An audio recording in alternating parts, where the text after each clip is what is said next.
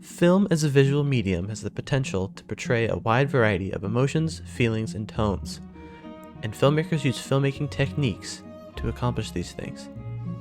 This is what the language of film is. Techniques that the audience can recognize and use to draw meaning out of how a scene is produced. While some techniques have become common in film practice and are instantly recognizable, some are a bit less infamous to the common audience member, but are just as impactful in translating feelings and tone. One such director has such a signature technique that his films are instantly recognizable.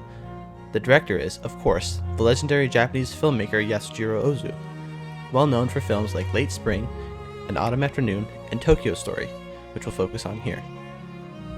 The film centers around a family, with an elderly couple heading to Tokyo to visit their children and grandchildren. While initially glad to see them, their children quickly view the parents as a hindrance more than anything else. This complicated divide between the generations is further pronounced when the grandmother, Tomi, passes away from a sudden illness. Ozu's films are infamous due to his signature techniques. Firstly, the tatami shot, a shot in which the low height and angle from the floor replicate the perspective of someone sitting alongside the characters, which in traditional Japanese homes is on a tatami mat. Next, in most dialogue scenes shared between two characters, Ozu will shoot the talking character frontally, talking directly to the camera. This, in combination with the tatami shot technique, places the audience in the middle of the conversation, almost intruding as the characters stare right at us and speak. It's almost as though we are simultaneously both sides of the conversation.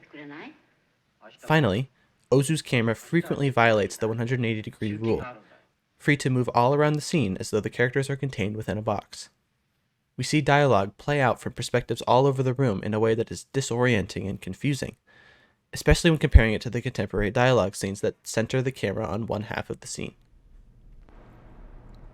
The technique I'd like to highlight here, though, is the use of what is undecidedly referred to as intermediate spaces. These are shots of locations completely devoid of humans, nor any movement at all. In Tokyo Story, they function as separations in story beats, as transitions from one scene to the next. The implications of these intermediate spaces add to the film in a way that we don't see very often in contemporary filmmaking. The intent of these intermediate spaces is much debated by film theorists and analysts.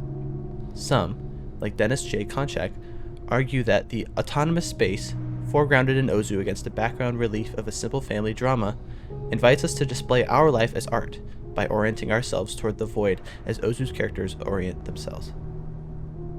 Ozu places these empty shots as an invitation to the audience, to allow them to place their own familial intricacies into the film, to show this type of situation is just as likely to occur in real life as yours is, to show families like this exist among us, right under our noses, right?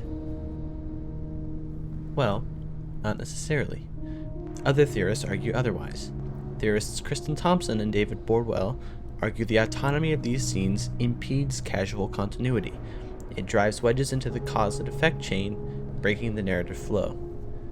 These scenes serve as dividers for the continuity of the narrative, portioning the film's length into consumable batches of information and drama, right? My reading of the film in these intermediate spaces in particular was vastly different. These scenes pronounced the drama instead of normalizing it, made me feel foreign in this place, like I wasn't supposed to be here. These frames felt almost hypnotizing and alien. The shot framed as though the editor mistakenly included in the final edit the moment right after the camera started rolling. But the actors hadn't entered the scene yet.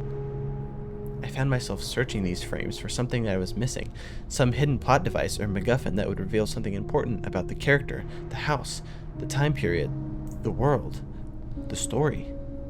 There certainly should be something there, right?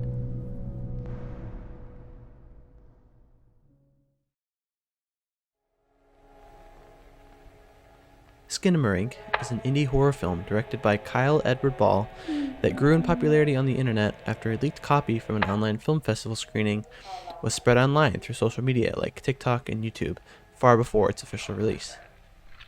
It follows two children who wake up in the middle of the night to find that their father is missing and all the windows and doors in their home have vanished.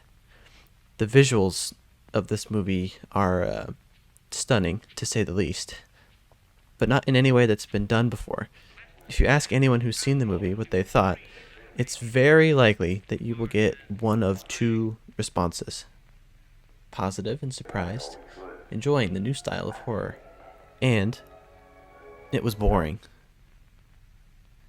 A featured review on IMDb reads, "If you're like me, you're 15 to 20 minutes into the movie and you're wondering if, one, you should turn it off, and two, if anything ever happens." To me, the film is revolutionary in how it tells a story. The first 20 minutes of the film are spent both setting up the plot, but also introducing the film's language, how to follow the story, and how the film is going to tell it to you. Almost all of the film consists of slow, static shots of the tops of doorways, nightlights, a television screen, the ceiling. I can count on one hand the number of times we actually see a human being in the film. Less than 500 words are actually spoken on screen.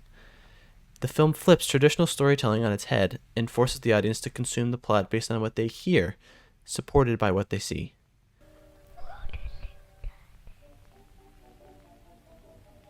The camera frequently violates the 180-degree rule, free to move all around the scene as though the characters are contained within a box. We see the dialogue play out from perspectives all over the room in a way that's disorienting and confusing. Wait. The story is told through the perspective of the two kids, and throughout the film, the camera stays low to the ground as though we're seeing through the eyes of a child. Shots of the old CRT television that sits on the ground are shot as though we're sitting directly in front of it. We see the Lego bricks scattered on the floor so closely, it's as though we're sitting right next to the kids as they try to distract themselves from the horror that's around them. Visually, the film is reminiscent of a nightmare you remember from your childhood, vague and confusing, terrifying and lonely. Shots of the walls and ceiling are distant and strange, the low height and angle from the floor replicating the perspective of someone sitting alongside the characters on the carpet. Wait. Why is this so familiar?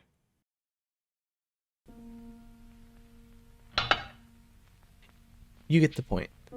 The similarities between the style of filmmaking are easy connections to make. It's surprising that these two films are so distinctly different, but can utilize the same techniques. But are they so different? This brings me to my evaluation of Tokyo Story, specifically these intermediate spaces.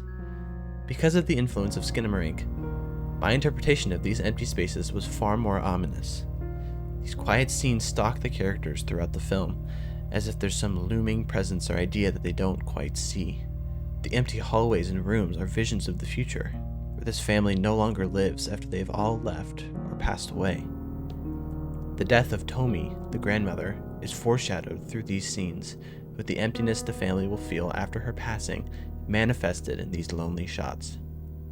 The inclusion of these scenes results in the scenes with the family being far more lively and interesting by contrast, but it always reminds us of something more sinister.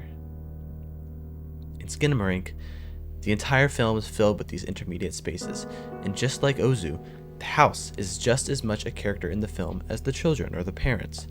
The children are trapped in a box, both as a result of the doors and windows having mystically vanished, but also due to the camera similar to Ozu's camera, which records them from every obtuse, obscure, and wild angle that on every cut could show the audience the scene from a very different perspective. The frequent low shots, or tatami shots, support this creeping, trapped feeling in the audience, as while watching the film, they're a kid too, stalked and confused with a lack of information. The slowness of both films creates a sense of realism, further suspending us in this nightmare scenario.